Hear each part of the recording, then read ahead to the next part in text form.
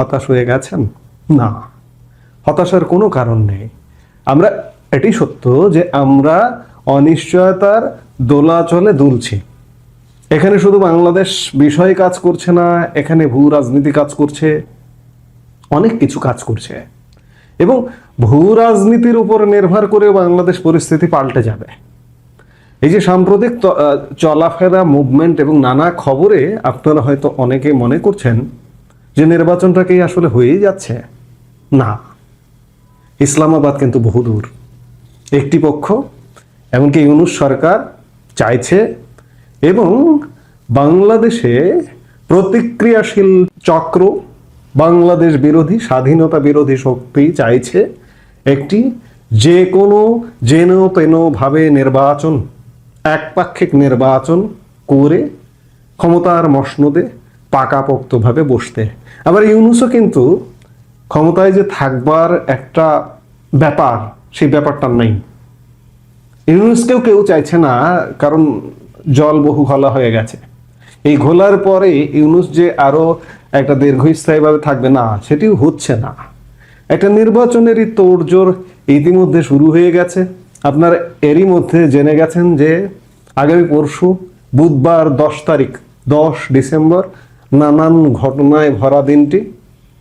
সেদিন নির্বাচন কমিশন, এগুলোর রেওয়াজ যে নির্বাচনে তফসিল ঘোষণার আগে মহামান্য রাষ্ট্রপতির সাথে নির্বাচন কমিশন, প্রধান নির্বাচন কমিশনারের নেতৃত্বে নির্বাচন কমিশনারগণ সাক্ষাৎ করেন। বেতার টেলিভিশনে প্রধান নির্বাচন কমিশনারের ভাষণ রেকর্ড করা হয়। এই পর্বগুলো, এই কাজগুলো আগামী পরশু বুধবার 10 তারিখ মহামান্য রাষ্ট্রপতির সাথে বেলা 12টায় সাক্ষাৎ আছে। এরপরে সেকেন্ড হাফে বেতার টেলিভিশনে প্রধান নির্বাচন কমিশনারের ভাষণ রেকর্ড করা হবে। রাষ্ট্রপতির সাথে সাক্ষাৎ ক্রমে যদি নির্বাচন কমিশন মনে করে যে ওই দিনই তফসিল ঘোষণা হবে, বুধবার 10 তারিখেই হতে পারে, আর না হলে সর্বোচ্চ 11 তারিখে নির্বাচনের তফসিল ঘোষণার সিদ্ধান্ত নিয়েছে ইউনূস সরকার, ইউনূস সরকারের নির্বাচন কমিশন। ফেব্রুয়ারির প্রথমার্ধেই নির্বাচনের ডেট, তারিখ ইত্যাদি বিভিন্ন শিডিউল ঘোষণা করা হবে। কিন্তু অনেকে ভাবছেন যে নির্বাচনের তফসিল তো ঘোষণা হয়ে গেল, নির্বাচনটা কি হয়েই যাচ্ছে? আপনাদের মনে করিয়ে দিতে চাই, 2009 সালের, 2008 সালের 30শে ডিসেম্বর যে নির্বাচনটা হয়েছিল, যে নির্বাচনে ভূমিধস বিজয় আওয়ামী লীগ ক্ষমতা এসেছিল, সেই নির্বাচনটি হবার আগে 5 বার তফসিল ঘোষণা হয়েছিল। 5 বার তফসিল ঘোষণা হয়ে চূড়ান্তভাবে সেই বছরে 2008-এর 30শে ডিসেম্বর নির্বাচনটি হয়েছিল।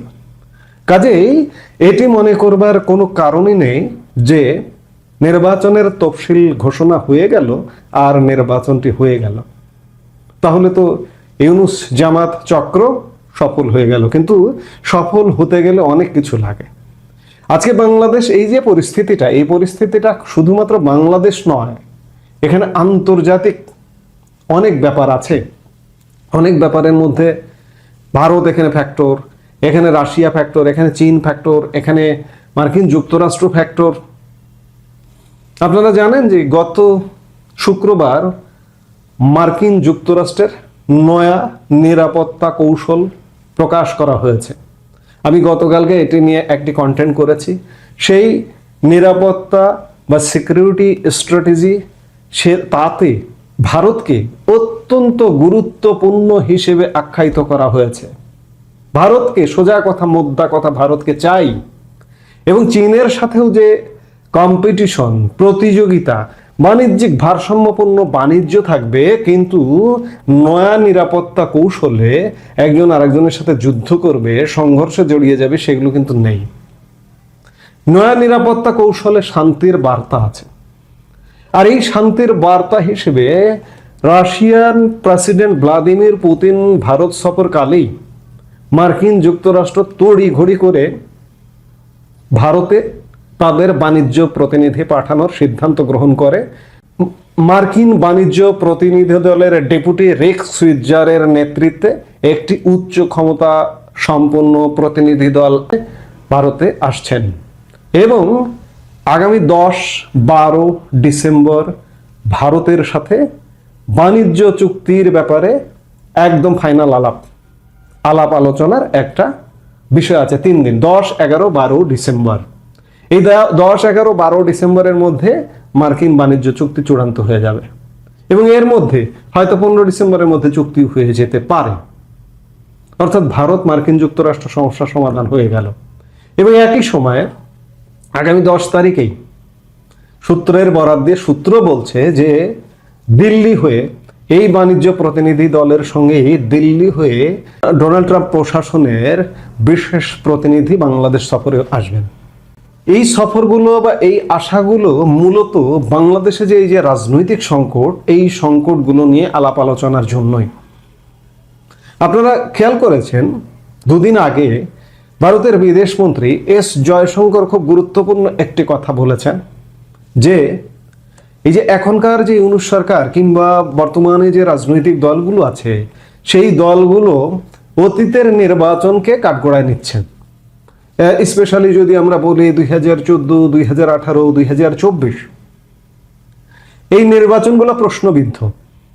জয়শঙ্কর বলেছেন যে আপনারা নির্বাচন প্রশ্নবিদ্ধ বলছেন অতীতের নির্বাচনগুলোকে, যদি ওগুলো প্রশ্নবিদ্ধ হয় তাহলে আপনারা তো আবারও একটি প্রশ্নবিদ্ধ নির্বাচনের দিকেই যাচ্ছেন।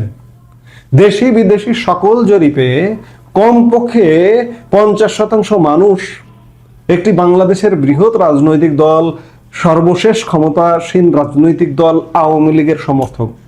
এই আওয়ামী লীগের সমর্থককে বাদ দিয়ে আপনারা নির্বাচন করতে চাইছেন।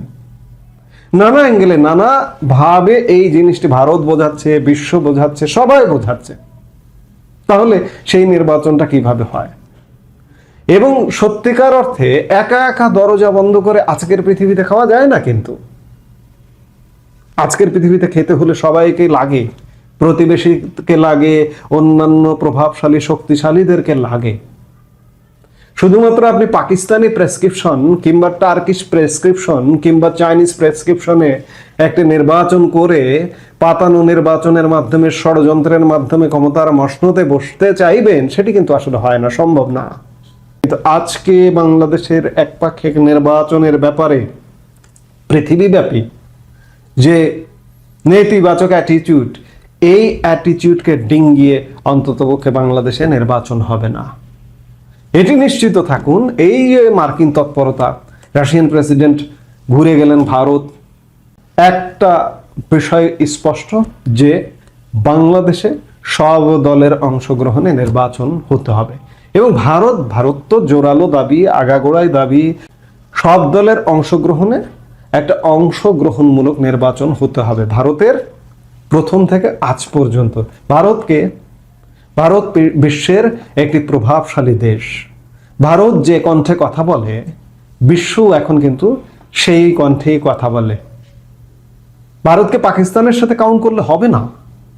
একটা শ্রেণী বাংলাদেশের ভারতকে পাকিস্তানের সাথে কাউন্ট করে। ভারতকে 3 নম্বর শক্তি হিসেবে বিবেচনা করতে হবে সব দিক দিয়ে। সামরিক 3, অর্থনীতি 4, 3-এ আসবার পথে। তো সেই জায়গা থেকে ভারতকে কাউন্ট করতে হবে, মার্কিন যুক্তরাষ্ট্রকে কাউন্ট করতে হবে, চীনকে কাউন্ট করতে হবে, রাশিয়াকে কাউন্ট করতে হবে, ভারতকে কাউন্ট করতে হবে। এগুলো কাউন্টেবল কান্ট্রি। ইউরোপীয় ইউনিয়নকে কাউন্ট করতে হবে। কাজেই সবাই যদি বৈশ্বিকভাবে যদি মনে করে যে বাংলাদেশে একটা অংশগ্রহণমূলকভাবে নির্বাচন হতে হবে, তাহলে অবশ্যই হতে হবে। বিশ্বকে বাদ দিয়ে আপনি দরজা বন্ধ করে একা একা নির্বাচন করে পুলসেরাত পার হয়ে যাবেন, এটি অসম্ভব। কোনোভাবেই এটি সম্ভব না। এখন দেখার বিষয় যে ভারতের সাথে মার্কিন যুক্তরাষ্ট্রের বাণিজ্য প্রতিনিধি দল আসলে আসছে চূড়ান্ত করতেই, মার্কিন ভারত বাণিজ্য যে সংঘাত, সেই সংঘাতটা দূর করে একটা সমঝোতায় আসতে। এটি সমঝোতা হওয়ার সাথে সাথে দেখবেন যে সব পাল্টে যাচ্ছে এবং মার্কিন প্রতিনিধি বাংলাদেশে আসছেন। এগুলোই আসার কথা, আসার খবর যে যতই নির্বাচনী তফসিল ঘোষণা করা হোক না কেন, এক তফসিলে আগামী ত্রয়োদশ জাতীয় সংসদ নির্বাচন হবে, এটি আপনি মনে করলেও আমি মনে করি না। আমি শুরুর দিকেই বলেছি যে ইসলামাবাদ বহুদূর, হ্যাঁ, ইসলামাবাদ বহুদূর। বাংলাদেশ ঢাকায় আমরা থাকতে চাই, আমরা দিল্লিও যেতে চাই না, ইসলামাবাদেও যেতে চাই না। এবং ঢাকায় থাকবারই বৈশ্বিকভাবে ব্যবস্থা হচ্ছে। আমরা সেই সময়টার অপেক্ষায় অধীর